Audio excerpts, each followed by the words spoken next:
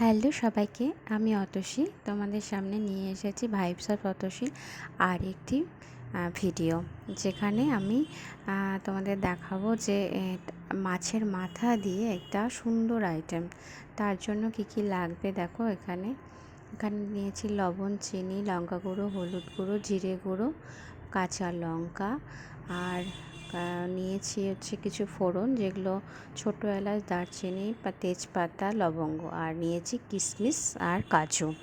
তো এই হচ্ছে উপকরণ। আর সাথে লাগবে ঘি, আর লাগবে গোবিন্দভোগ চাল, আর লাগবে অবশ্যই মাছের মাথা, কারণ মাছের মাথাটা এখানে মেন। তো আমি নর্থ বেঙ্গলের মেয়ে, এই রান্নাটা কিন্তু নর্থ বেঙ্গলের খুব ফেমাস একটি রান্না, তোমাদের সাথে আমি শেয়ার করছি।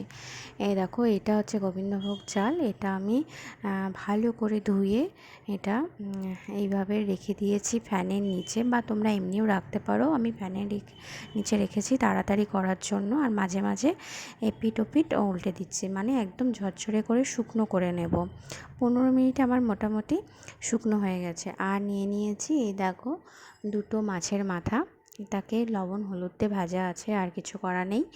তো এই দিয়ে আমি শুরু করব রান্নাটা। আর মাছের মাথা কিন্তু যত বড় হবে তত কিন্তু ভালো হবে।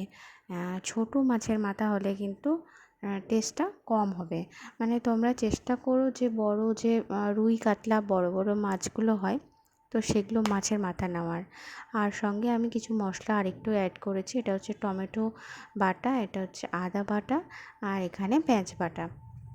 প্রথমে আমি কড়াইতে তেল দেব, সর্ষের তেলেই পুরো রান্নাটা হবে, আর তার সাথে থাকবে একটু ঘি। আমি দিয়ে দেবো অল্প একটু সর্ষের তেল, আর তার সঙ্গে দিয়ে দিলাম একটু ঘি। সর্ষের তেল আর ঘিটা একসাথে মিশিয়ে নিলে এর স্বাদ এবং গন্ধ দুটোই খুব ভালো হয়। এবার আমি তেজপাতা, লবঙ্গ, ছোটো এলাচ, দারচিনিগুলো হালকা করে ভেজে নিলাম, আর ওটা ভেজে নিয়ে তেল সমেতে ওইভাবে রেখে দিলাম। এরপর আমি কাজুটা একদম লো ফ্লেমে কাজু আর কিশমিশটাকে হালকা লালচে করে ভেজে নেব। এটাও ভেজে নেওয়ার পরে এটাকেও তুলে রাখবো সেই তোমার ফোড়নের সঙ্গে, যেটা ওই তেজপাতা দারচিনি যেটা রেখেছিলাম তার সঙ্গে এটাকে তুলে রাখবো।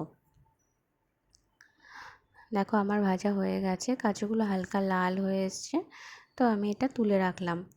এরপরে এটা সেই কড়াইয়ে আর একটু সামান্য সর্ষের তেল আর আগের মতনই একটুখানি ঘি দিয়েছি, আর তার মধ্যে দিয়ে দিলাম আমি ওই টমেটো বাটা, পেঁয়াজ বাটা, আদা বাটা।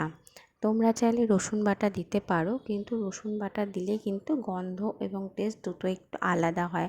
আমার একদম ভালো লাগে না, আমি এটা দিই না। তার সঙ্গে দিয়ে দিলাম লবণ, পরিমাণ মতো লবণ, আর দিয়ে দিলাম লঙ্কা গুঁড়ো, দিয়ে দিলাম হলুদ গুঁড়ো। এটা দিয়ে ভালো করে, আর জিরে গুঁড়োটাও দিয়ে দিয়েছি, দিয়ে এটা দিয়ে ভালো করে এটা কষবো। পুরো যখন কষা হয়ে যাবে, মানে মশলাটার থেকে যখন তেল ছেড়ে দেবে, তখন আমি সেই গোবিন্দভোগ ঝরঝরে ভেজানো চালটা দিয়ে দেব। এবার এটাকে একসাথে হালকা আঁচে এটাকে ভালো করে নাড়াচাড়া করব, মানে চালটাকে হালকা করে ভাজবো। এটা একটা গন্ধ বেরোবে, এবং চালগুলো দেখবে যখন ভাজাটা কমপ্লিট হয়ে যাবে, চালগুলো একটু সাদা সাদা হয়ে যাবে, তখন বুঝবে ভাজাটা হয়ে গেছে। এই দেখো এমন অবস্থায় আমি আবার ওই তেজপাতা আর এলাচগুলো দিয়ে দিলাম। এবার আর একটা পাত্রে বসিয়েছিলাম গরম জল। তোমরা যতটা পরিমাণে চাল নেবে তার প্রায় দুগুণের থেকে একটু কম, প্রায় দুগুণ গরম জল বসিয়ে দেবে। এরপরে ওই ভাজা চালটার মধ্যে আমি পুরো জলটা অ্যাড করে দিলাম। পুরো জলটা অ্যাড করে দিয়ে আমি ওটা একটু ঢাকা দিয়ে রেখেছি, আর এই দিকে আমি মাছের মাথা থেকে সেই ফুলকোগুলো বের করে নিচ্ছি। এগুলো থাকলে কিন্তু পুরো ভাতের মধ্যে, পুরো জিনিসটার মধ্যে একদম খিচখিচ হয়ে যাবে, পুরো কেউ খেতে পারবে না, কারণ ফুলকোটা গলে গেলে ছড়িয়ে যাবে, ছড়িয়ে গেলে ওটা একদম খেতে ভালো লাগবে না। তো ওটা আমি সবসময় ওটাকে ছাড়িয়ে নিই। এরপর দেখো অর্ধেক সেদ্ধ প্রায় চালটা যখন হয়ে এসেছে, তখন আমি মাছের মাথাটাকে অ্যাড করলাম। মাছের মাথাটাকে অ্যাড করে এবার একটু নাড়াচাড়া করে নেব, এপিট ওপিট করে নেব, নিচের চালগুলো ওপরে এবং ওপরের চালগুলো নিচে দিয়ে দেব এবং তার সাথে আমি কাজু কিশমিশটাও অ্যাড করলাম, করে এবার নাড়াচাড়া করে ভালো করে এটাকে ঢাকা দিয়ে দেব। এটা মোটামুটি তোমার 5 থেকে 7 মিনিট মতো এটাকে ঢাকা দিয়ে রাখতে হবে, তাহলেই তোমার এটা চালটা সেদ্ধ হয়ে যাবে।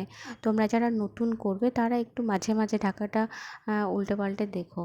এই দেখো এর মতো অবস্থায়, মানে এটা আর 2-3 মিনিট হবে, মানে 5 মিনিট মতো আগে এটাকে আমি গ্যাসটা অফ করে দেব এবং সেই কাঁচা লঙ্কা আর সামান্য চিনি এবং ঘি দিয়ে এটাকে ঢাকা দিয়ে রাখবো 10 থেকে 15 মিনিট, আর গ্যাসটা কিন্তু আমি অফ করে দিয়েছি। এরপরে স্ট্যান্ডিং টাইম দেওয়ার জন্য দেখো এবার এটাকে আবার ঢাকা তুলে, এটা কিন্তু আমার মুড়িঘণ্টটা হয়ে গেছে। এটাকে আমরা নর্থ বেঙ্গলে কিন্তু মুড়িঘণ্ট বলি, মানে যেটা আমি রান্না করলাম এটা হচ্ছে নর্থ বেঙ্গলের ভাষায় মুড়িঘণ্ট। তো এইটা দেখো একদম ঝরঝরে হয়েছে এবং অপূর্ব একটা গন্ধ বেরোচ্ছে। আমি কলকাতায় এসে দেখেছি ডাল দিয়ে করে অনেকে, আর আলু দিয়েও করে, এগুলোকেও মুড়িঘণ্ট বলে, কিন্তু আমাদের নর্থ বেঙ্গলে মুড়িঘণ্ট বলতে কিন্তু এইটাই হচ্ছে মুড়িঘণ্ট। তো এই রেসিপিটা শেয়ার করলাম, তোমরা বাড়িতে অবশ্যই একবার করে দেখো।